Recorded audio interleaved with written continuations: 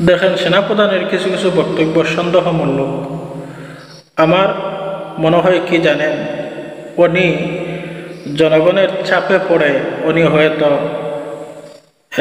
ছাত্রদলের পক্ষে এসেছেন, বা উনি শেখ হাসিনার বিপক্ষে গেছেন জনগণের এবং ছাত্রদলের চাপে পড়ে হয়তো। কিন্তু আমার মনে হয় ওনার কিছু কিছু বক্তব্যের কারণে আমার মনে হয় উনি এখনও আওয়ামী লীগের এজেন্ট হয়ে কাজ করতেছে। আসসালামু আলাইকুম রহমতুল্লাহি বারাকাতুহু। আমার প্রিয় দিনী ভাই ও বন্ধুগণ, আশা করি আল্লাহর রহমতে সবাই ভালো আছেন, আলহামদুলিল্লাহ। সম্মানিত প্রিয় বন্ধুগণ, আমি এই দেশের নাগরিক হিসাবে, আমার দেশ হিসাবে, আমার জাতি হিসাবে আমি কিছু কথা বলতে চাই। সেনাপ্রধানকে নিয়ে পুরো সোশ্যাল মিডিয়া ভাইরাল যে সমস্ত কথাবার্তা উঠে আসতেছে, দেখেন, সেনাপ্রধানের কিছু কিছু বক্তব্য সন্দেহমূলক। আমার মনে হয় কি জানেন, উনি জনগণের চাপে পড়ে উনি হয়তো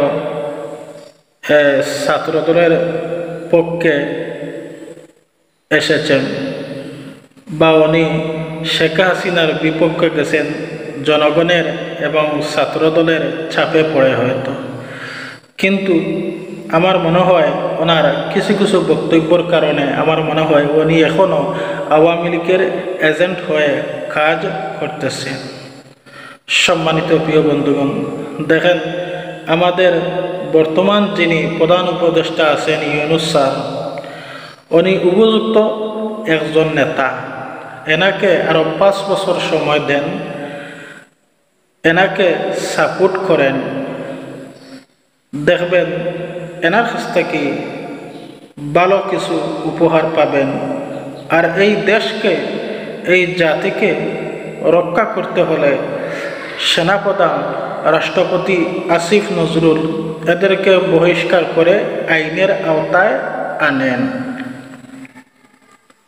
আর আমাদের ইউনূস স্যারকে 5 বছর সময় দেন, দেখবেন ওনার কাছ থেকে ভালো কিছু উপহার পাবেন। বর্তমান সময়ের জন্য আমাদের ইউনূস স্যার উপযুক্ত এই দেশের একজন নেতা। উনি ছাড়া আর বিকল্প কোনো রাস্তা আমার বুঝে আসে না। যাই হোক, অনেক কথা বলে ফেললাম। কথাগুলো ভালো লাগলে আমার পাশে থাকবেন। আসসালামু আলাইকুম ওয়া রাহমাতুল্লাহি ওয়া বারাকাতুহু।